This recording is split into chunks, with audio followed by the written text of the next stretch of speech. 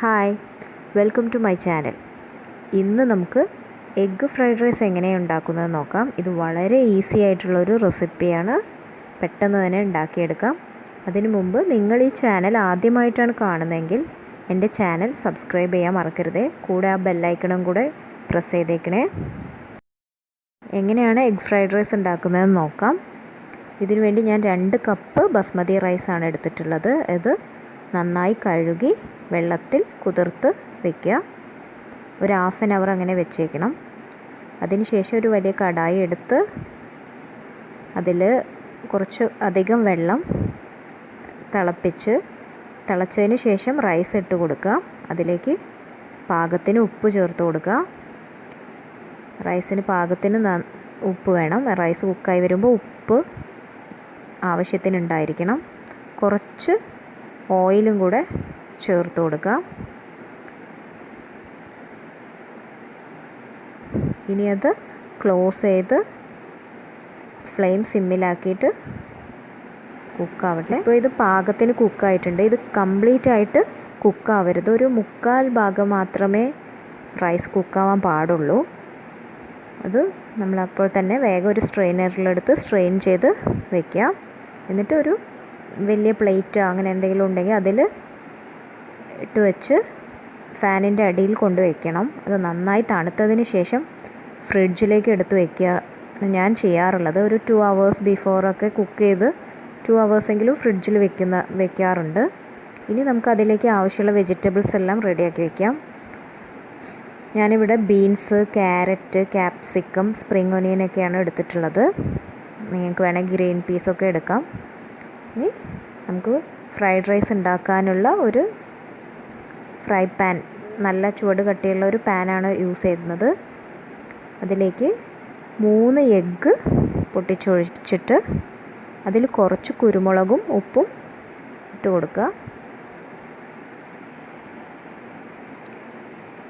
അതൊന്ന് സോട്ട് ചെയ്യണം.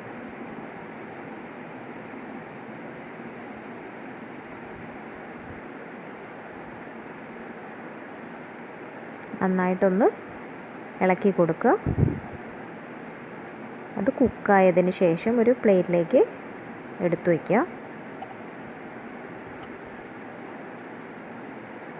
നമുക്കിതൊരു പ്ലേറ്റിലേക്ക് മാറ്റി വയ്ക്കാം.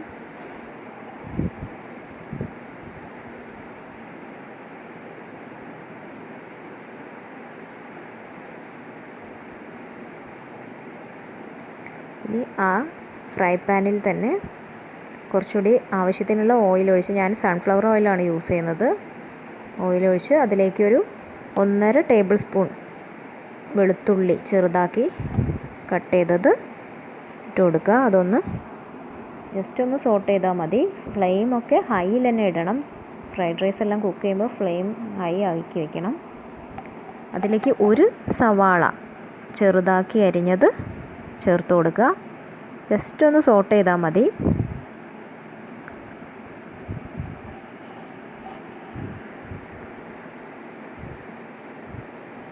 ഇനി അതിലേക്ക് ക്യാരറ്റ് കട്ട് ചെയ്തത്, ഞാനത് ഈ ഒരു ചെറിയ ബൗൾ അത്രയാണ് എടുത്തിട്ടുള്ളത്.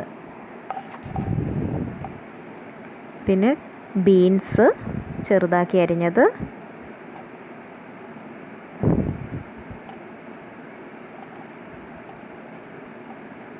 ഫ്ലെയിമൊക്കെ ഹൈ തന്നെ ആക്കി വെക്കണം. അതിലേക്ക് ക്യാപ്സിക്കം ചേർത്ത് കൊടുത്തു. അതും 1 കപ്പ് തന്നെയാണ് എടുത്തിട്ടുള്ളത്.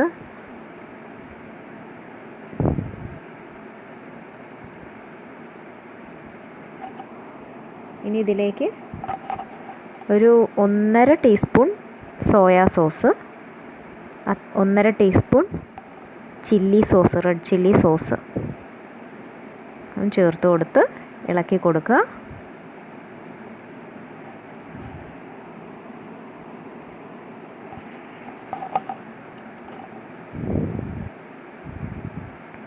ഇതെല്ലാം പെട്ടെന്ന് ചെയ്യാവുന്നേ ഉള്ളൂ. വെജിറ്റബിൾസ് ഒന്നും അധികം കുക്കാവണ്ട. അത് കടിക്കാൻ പറ്റുന്ന ടൈപ്പ് ആവണം. ഇനി അതിലേക്ക് സ്ക്രാമ്പിൾ ചെയ്ത് വെച്ച എഗ്ഗ് ചേർത്ത് കൊടുക്കുക. പെട്ടെന്ന് തന്നെ മിക്സ് ചെയ്യുക. നന്നായിട്ട് മിക്സ് ചെയ്യണം.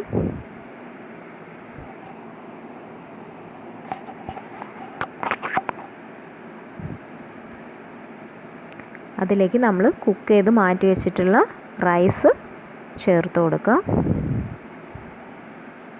ഇത് പതുക്കെ മിക്സ് ചെയ്യണം, അല്ലെങ്കിൽ ഈ റൈസ് എല്ലാം പൊട്ടിപ്പോവും.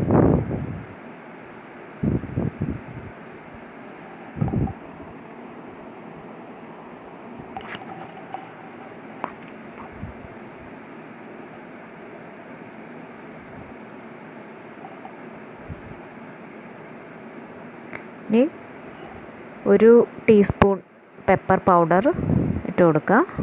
ഇനി എരിവിന് ആവശ്യത്തിന് നിങ്ങൾക്ക് ചേർത്ത് കൊടുക്കാം.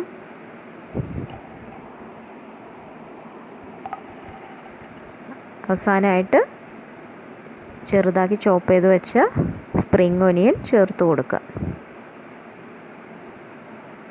നന്നായിട്ട് മിക്സ് ചെയ്യാം. മിക്സ് ചെയ്യുന്നതിലാണ് ശ്രദ്ധിക്കേണ്ടത്. ഫ്ലെയിം എപ്പോഴും ഹൈ ആയിട്ട് തന്നെ ഇരിക്കണം. പെട്ടെന്ന് മിക്സ് ചെയ്യണം.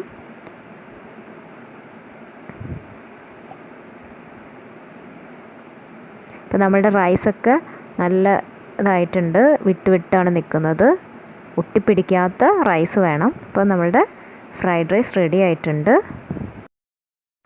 ഈ വീഡിയോ നിങ്ങൾക്ക് ഇഷ്ടമായെങ്കിൽ ലൈക്ക് ചെയ്യുക, ഷെയർ ചെയ്യുക. എന്തെങ്കിലും ഫീഡ്ബാക്ക് ഉണ്ടെങ്കിൽ കമൻറ്റ് ചെയ്യുക. എൻ്റെ ചാനൽ സബ്സ്ക്രൈബ് ചെയ്യാൻ മറക്കരുത്. Thanks for watching my video. Bye.